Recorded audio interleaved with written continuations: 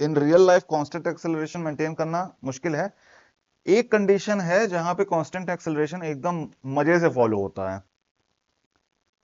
और वो है freely falling body. Freely falling body में आपका कांस्टेंट एक्सेलरेशन आप देख सकते हो भैया। हाँ, ये जो ये जो संतरा गिर रहा है, सेब गिर रहा है, वो एक freely falling body constant acceleration के अंदर आता है। हेलो एवरीवन, मेरा नाम है शशांक और हम लोग यहाँ पे पढ़ने आए हैं फिजिक्स। फिजिक्स में पहला टॉपिक हम लोग ने उठाया था काइनेमेटिक्स का। अब काइनेमेटिक्स भी काफ़ी बड़ी है, तो उसमें हम लोग ने पहले रेस्ट क्या होता है, मोशन क्या होता है, फ्रेम ऑफ रेफरेंसेस, ये सब चीज़ें पढ़ी। उसके बाद हम लोग ने वेलोसिटी, वेलोसिटी स्पीड क्या होती है, एवरेज वेलोसिटी, इंस्टेंटेनियस वेलोसिटी, इन सब के बारे में पढ़ा। साइन कन्वेंशन कैसे लेने होते हैं, और उसके बाद उसके ऊपर न्यूमेरिकल्स लगाए और उसके ऊपर ग्राफ्स के साथ भी हम लोग ने समझा। फिर आई एक्सेलरेशन की बारी। अब एक्सेलरेशन क्या होता है वो चीज हम लोग ने पढ़ी। इंस्टेंटेनियस एक्सेलरेशन और एवरेज एक्सेलरेशन, इन सब के बारे में हम लोग ने पढ़ाई करी थी, और उसके भी ग्राफ्स हम लोग ने सॉल्व किए थे और उसके भी न्यूमेरिकल सॉल्व किए थे। तो मोस्ट प्रोबेबली वो सब आपने अगर वीडियो देखी होगी तो इन डिटेल मैंने सब कुछ बता रखा है उसमें, और आपने समझ लिया होगा और क्वेश्चंस भी लगाए होंगे। अब हम लोग एक स्टेप आगे बढ़ते हैं, जिसमें हम लोग मोशन के बारे में पढ़ाई करेंगे, जिसमें कांस्टेंट एक्सेलरेशन रहेगा। अभी तक हम लोग नॉर्मल बस एक्सेलरेशन क्या होता है, वेलोसिटी क्या होती है, ये सब चीजें पढ़ रहे थे। लेकिन अब जो स्पेसिफिक टॉपिक एक ऐसा है जिसमें कांस्टेंट एक्सेलरेशन और उस समय वन डायरेक्शन मोशन हो रहा हो, तो उसके बारे में पढ़ते हैं। तो टॉपिक का नाम डाल लेते हैं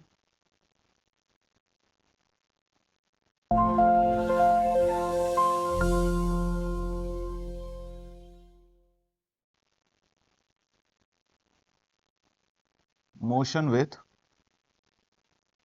कांस्टेंट एक्सेलरेशन।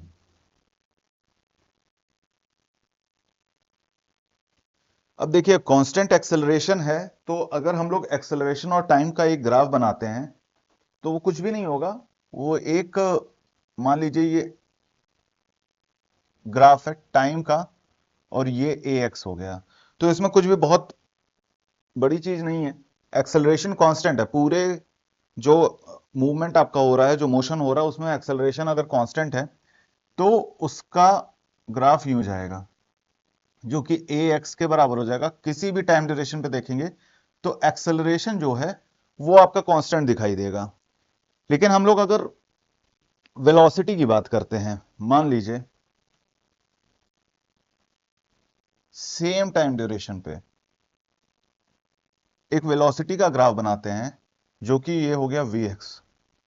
तो कोई भी बॉडी है, या तो वो जीरो से स्टार्ट होगी, या तो अगर कोई टाइम ड्यूरेशन देख रहा है तो वो हो भी सकता है कि एक वेलोसिटी अटेन करी हो, उसके बाद एक्सेलरेशन शुरू हुआ हो। तो वो अपना हो जाएगा ऐसा, ये ग्राफ बन के आएगा एट टाइम टी, और T is equals to zero पे। ये जो इनिशियल वेलोसिटी हम लोग ने दे रखी है, वो इनिशियल वेलोसिटी वी नॉट के बराबर हो जाएगी, और जो हम लोग की फाइनल वेलोसिटी आएगी, ये हमारी वी एक्स के बराबर हो जाएगी। अब देखिए हो क्या रहा है, अगर कांस्टेंट एक्सेलरेशन है, कांस्टेंट एक्सेलरेशन है, तो उसके वजह से वेलोसिटी बढ़ेगी कि नहीं बढ़ेगी? बढ़ेगी ना भाई। अगर एक्सेलरेशन हो रहा है तो उसकी वेलोसिटी बढ़नी है, तो यहां पे वेलोसिटी बढ़ती। इन केस अगर एक्सेलरेशन नहीं होता, एक्सेलरेशन अगर जीरो रहता, तो ये वी नॉट है, ये सारे टाइम ड्यूरेशन पे इसकी वेलोसिटी वी नॉट ही होती, वी नॉट। लेकिन एक्सेलरेशन होने की वजह से कुछ चेंज आ रहा है इसमें। क्या चेंज आ रहा है कि हमारी वेलोसिटी वी नॉट नहीं होके वी एक्स हो गई है। तो कुछ ना कुछ ये डिफरेंस आपको दिखाई दे रहा है। ये जो डिफरेंस है वो एक्सेलरेशन की वजह से ही आ रहा है। ये जो डिफरेंस है, इसी को हम लोग ए एक्स इंटू टी कहते हैं। समझ रहे हैं? ये एक्सेलरेशन मीटर पर second square into time, second second cut गया तो मीटर पर सेकेंड बचा कि नहीं बचा? ये जो डिफरेंस आ रहा है ना वेलोसिटी में, यही हमारा एक्सेलरेशन होने का फायदा निकल के आया कि ये वेलोसिटी हमारी वी नॉट से ऊपर चली गई। अब इसके कुछ फॉर्मूलेस देख लेते हैं। जैसे कि हमारा पहला फॉर्मूला था नॉर्मल अगर एक्सेलरेशन देखते हैं तो ax जो होता है वो final velocity minus initial velocity divided by the time duration होता है। फाइनल वेलोसिटी vx है, माइनस इनिशियल वेलोसिटी हम लोग ने v नॉट ले रखा है, और t2 माइनस t1 होता है, t2 t के बराबर हो जाएगा और t1 हमारा 0 है, यानी ये vx minus v not divided bye t हो जाएगा। समझ गए? अब ये क्या है, ax is equals to vx minus we not by T, यानी जो हमारी फाइनल वेलोसिटी निकल के आएगी वो है v not, vx is equals to v not plus ax into T. यही इस ग्राफ में दिखाई दे रहा है, जो vx हमारा निकल के आ रहा है वो v नॉट, जो ये v नॉट है उसके बराबर तो है ही है, क्योंकि ये इनिशियल वेलोसिटी हम लोग ने दे रखा है, तो ये v नॉट के बराबर तो है, लेकिन जो ये एक्स्ट्रा निकल के आ रहा है वो ax इंटू टी के बराबर है, जो कि यहां पे हम लोग ने लिखा हुआ है ax into T plus we not, ये vx के बराबर हो जाएगा। ठीक है, अब देखिए वेलोसिटी क्या होती है, velocity is equals to change of position with respect to time होता है। तो dv इज इक्वल्स टू क्या हो जाएगा, velocity is equals to vx is equals to dx by dt होता है, यह हम लोग पहले देख चुके हैं। दिस इंप्लाइज कि जो x है dx है वो v dx into D T हो जाएगा। इसका हम लोग दोनों तरफ इंटीग्रेशन कर देते हैं, तो ये आ जाएगा x minus x not. X not हमारा क्या है, इनिशियल जो पोजीशन होगी किसी भी बॉडी की, इनिशियल पोजीशन जो होगी वो एक्स नॉट होगी, और ये फाइनल पोजीशन है, और ये किसके बराबर हो जाएगा, vx इंटू डी टी के बराबर हो जाएगा। अब vx इंटू डी टी क्या होता है, अगर हम लोग का v और t ग्राफ है, v और t का ग्राफ है, तो जो उसका एरिया, इंटीग्रेशन क्या होता है, इंटीग्रेशन एरिया ही होता है, ये एरिया है, area of vx t graph, उसका एरिया होता है। तो यहां पे हम लोग क्या देख रहे हैं, यहां पे हम लोग एरिया देख रहे हैं। इसका अगर हम लोग एरिया निकालते हैं तो x minus x not is equals to V not, V not height हो गई, ये रेक्टेंगल अगर अपन लेते हैं, वी नॉट हाइट हो गई और टी टाइम हो गया, प्लस ये ट्राइंगल अगर लिया है तो हाफ इंटू बेस क्या है, टी है, इंटू हाइट क्या है, height is equals to A X into T, A X into T हो गया। तो x minus x not is equals to V not into T plus half A X into T square, ये दूसरी equation निकल के आ गई। Graph की मदद से, इंटीग्रेशन की मदद से हम लोग ने ये देखा कि जो फाइनल डिस्टेंस है, जो टोटल डिस्टेंस वो कवर कर रहा है इस ड्यूरेशन में एट द गिवन टाइम, वो कितना है, वो इस एरिया के बराबर हो जाएगा। तो ये हो गया अपना फाइनल डिस्टेंस। अगर हम लोग ये देखें, इसको थोड़ा सा देखें, तो x is equals to X not plus we not T plus half A X into T square, ये इनिशियल पोजीशन है, जितना भी पोजीशन पे वो गया है ये इनिशियल पोजीशन है उसकी। इसके बाद वी नॉट टी एक डिस्टेंस कवर करी, अगर उसके पास एक्सेलरेशन नहीं रहता तो इतनी ही वैल्यू आती, लेकिन सिंस एक्सेलरेशन हो गया है उसके वजह से ये वैल्यू आ रही है, ये वैल्यू एक एडिशन आ रही है, एक्सेलरेशन की वजह से वो डिस्टेंस ज्यादा कवर कर रहा है, ये डिस्टेंस ज्यादा कवर कर रहा है, एक्सेलरेशन का पॉइंट ये है। समझ रहे हैं? अब जैसे मैं इसको समझाता हूं,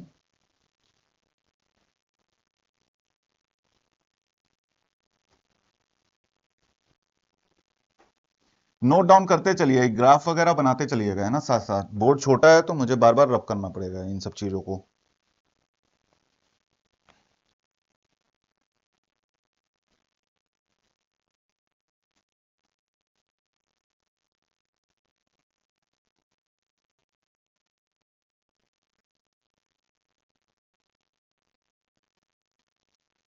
कोई बॉडी है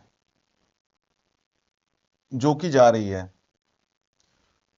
उसकी वेलोसिटी v नॉट थी स्टार्टिंग में। जब वो इधर पहुंची, जब वो x डायरेक्शन में पहुंची, मतलब जब ऐसे जा रही थी, तो उसकी वेलोसिटी यहां पे vx हो गई। तो इसका अगर हम लोग एक ग्राफ बनाते हैं यहां पे,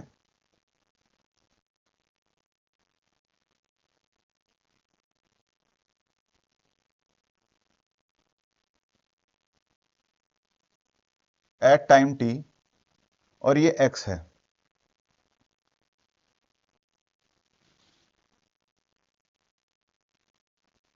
ये जीरो है, ये जीरो है, x नॉट पहले चल चुका था, क्योंकि ये x नॉट ये है यहां पे, ये x नॉट है। अब देखिएगा, ये क्वाड्रेटिक, ये पॉलिनोमियल है, क्वाड्रेटिक इक्वेशन है, ये इसमें स्ट्रेट लाइन नहीं जाएगी। अगर x की बात करेंगे तो इसमें स्ट्रेट लाइन नहीं जाएगी, वेलोसिटी की स्ट्रेट लाइन जाएगी। ये लेकिन क्वाड्रेटिक इक्वेशन है, यहां पे वेलोसिटी जो है टाइम के रिस्पेक्ट में, इसका एक स्ट्रेट लाइन बनेगा, वेलोसिटी का स्ट्रेट लाइन बनेगा। बट यहां टी स्क्वायर होने की वजह से ये एक पॉलिनोमियल हो गया, जिसकी वजह से ये अब क्वाड्रेटिक इक्वेशन है, तो एक पैराबोला टाइप का बनेगा। तो एक्स नॉट ये हो गया। अगर हम लोग ऐसे इस तरीके से इसका डिस्टेंस जाएगा,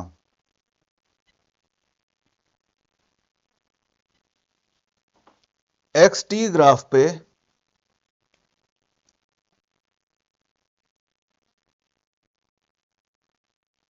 ये Vx है, यहां तक वेलोसिटी उसने अटेन कर ली है।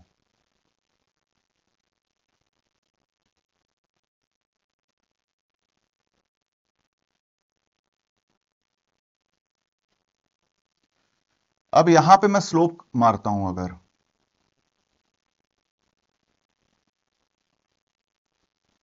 और यहां पे स्लोप मारता हूं, यहां पे टेंजेंट मारा और यहां पे टेंजेंट मारा, आप क्लियरली देख सकते हैं, हम लोग ने पहले भी पढ़ा हुआ है कि जो स्लोप होता है वो वेलोसिटी बताता है एक्स टी ग्राफ में। जितना ज्यादा स्लोप उतनी ज्यादा वेलोसिटी। ये यहां पे दिखाई दे रहा है एक स्लोप है, ये जो स्लोप बना हुआ है वो किसके बराबर होगा? स्लोप वेलोसिटी के बराबर होता है। इनिशियल वेलोसिटी हमारी वी नॉट थी, तो यहां का स्लोप वी नॉट हो जाएगा। समझ रहे हैं? ये स्लोप हमारा वी नॉट है, यहां का जो स्लोप है वो किसके बराबर हो जाएगा? जो यहां की वेलोसिटी होगी। यहां की वेलोसिटी कितनी है? Vx है। तो भाई अब ये बताओ, एक बहुत बढ़िया चीज बता रहे हैं, ये स्लोप जो है, अगर इसी स्पीड पे, इसी स्पीड पे एक्सेलरेशन नहीं होता, इसी स्पीड पे काम गाड़ी आगे चलती, तो कितना वो कर लेती distance cover? X not plus we not into T. इस स्लोप को आगे बढ़ाओ,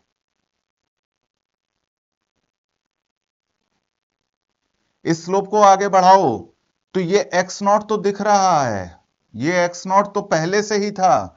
ये जो आया है ये वी नॉट इंटू टी है। समझ रहे हैं?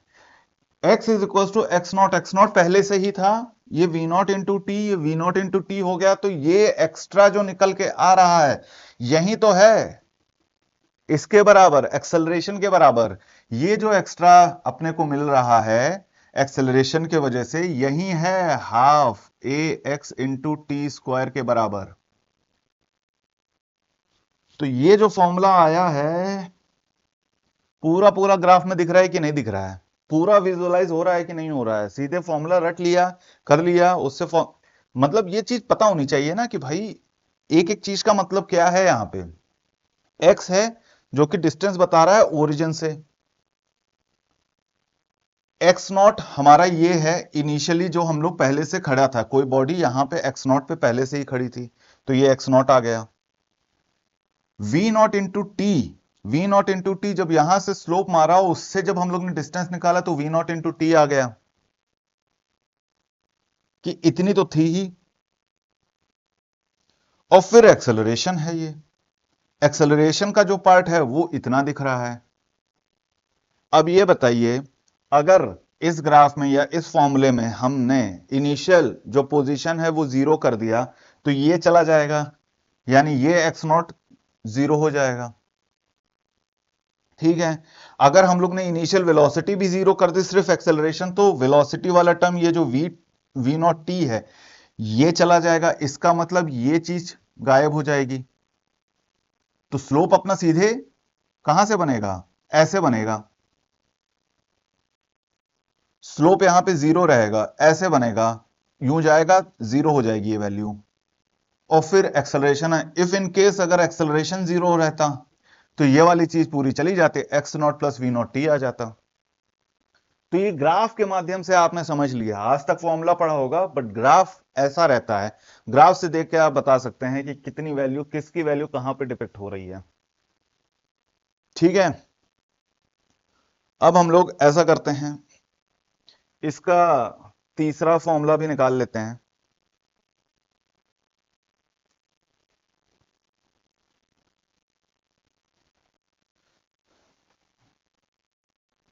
तीसरे फॉर्मूले में क्या है कि इससे इससे काम चल जाएगा, लेकिन हम ये चाह रहे हैं कि अब भाई टाइम ना रहे हमारे फॉर्मूले में, बस इसीलिए तीसरा फॉर्मूला निकाला गया है कि टाइम ना रहे। टाइम गिवन नहीं है, तो टाइम गिवन नहीं है तो यहां से टी की वैल्यू निकाल लो।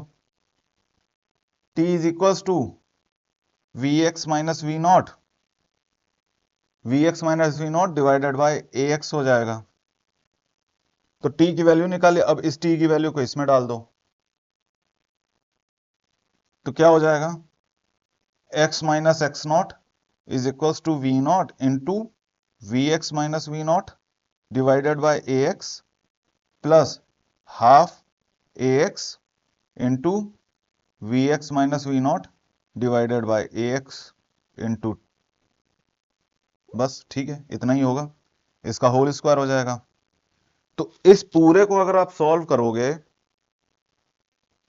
इस पूरे को अगर आप सॉल्व करोगे तो आपका आ जाएगा V X square minus we not square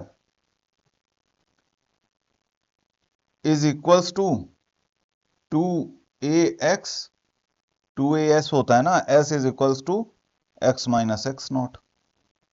ये लीजिए, तीसरा फॉर्मूला आ गया। तो विथ कांस्टेंट एक्सेलरेशन अगर आपको कोई फॉर्मूला चाहिए तो ये है, ये तीन है। इसका विजुअल मतलब ग्राफिकल रिप्रेजेंटेशन ऐसे रहेगा, इस चीज को बना लीजिएगा कि हर एक चीज का आपको पता रहे कि कौन क्या चीज शो कर रहा है।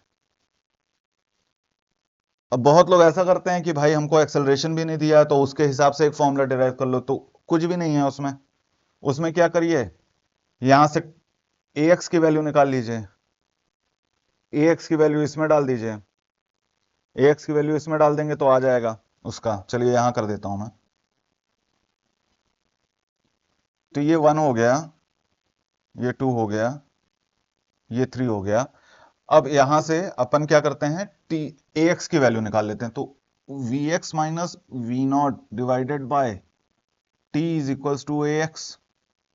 अब इसको इसमें पुट कर दिया, जब इसमें पुट किया तो we x minus we naught इसका square is equals to 2 into we x minus we not divided by T into x minus x naught.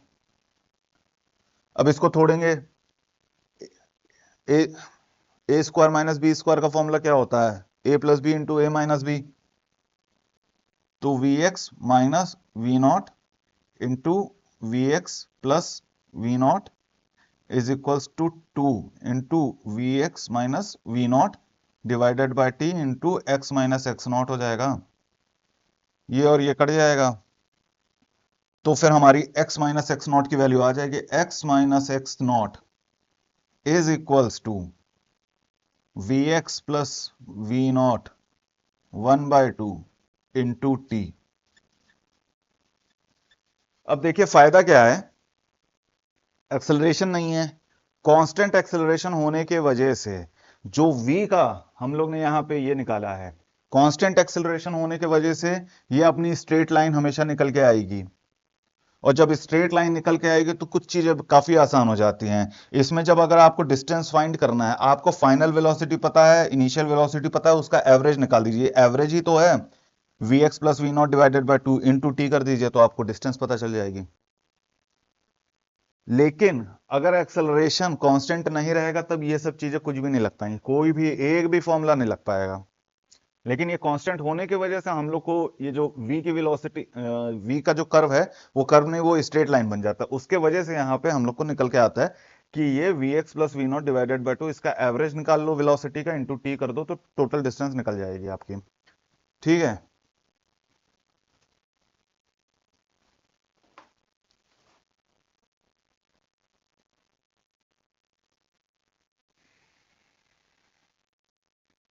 अब देखिए हम लोग अगला टॉपिक पढ़ रहे हैं, फ्रीली फॉलिंग बॉडी, वो इसी का सबसेट है। देखिए होता क्या है कि कांस्टेंट एक्सेलरेशन मेंटेन करना बहुत आसान नहीं होता है किसी भी बॉडी के लिए। आप गाड़ी चलाते हैं या आपके दो मतलब पापा मम्मी भैया कोई गाड़ी चलाता है तो उसमें कांस्टेंट एक्सेलरेशन आप लगातार नहीं बढ़ा पाते हैं, धीरे कम होती है ज्यादा होती है। तो in real life constant acceleration maintain करना मुश्किल है। एक कंडीशन है जहां पे कांस्टेंट एक्सेलरेशन एकदम मजे से फॉलो होता है और वो है freely falling body. Freely falling body में आपका कांस्टेंट एक्सेलरेशन आप देख सकते हो भैया, हाँ ये जो संतरा गिर रहा है, सेब गिर रहा है, वो एक freely falling body constant acceleration के अंदर आता है।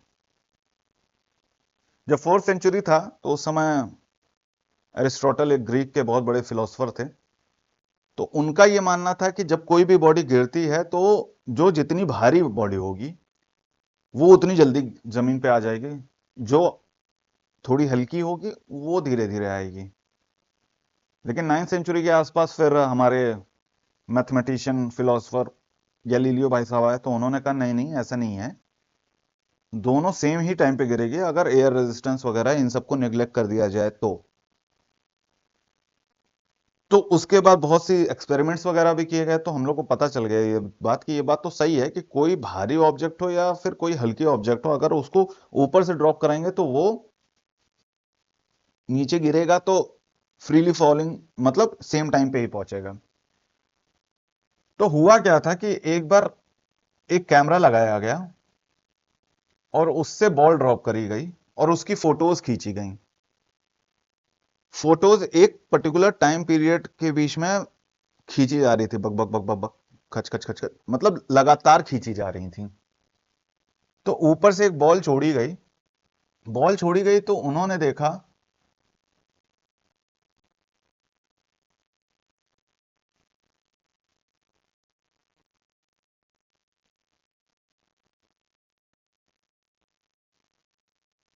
ऐसा कुछ पैटर्न देखा, जबकि टाइम इंटरवल जो है फोटो खींचने का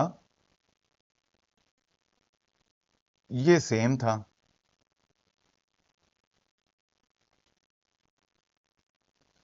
टाइम इंटरवल सेम था, लेकिन जब हम लोग ये डिस्टेंस देख रहे हैं दो बॉल्स के बीच में, मतलब इसका प्रीवियस वाला उसके बाद, तो ये डिस्टेंस धीरे धीरे आपको दिख रहा होगा ये बढ़ता ही जा रहा है।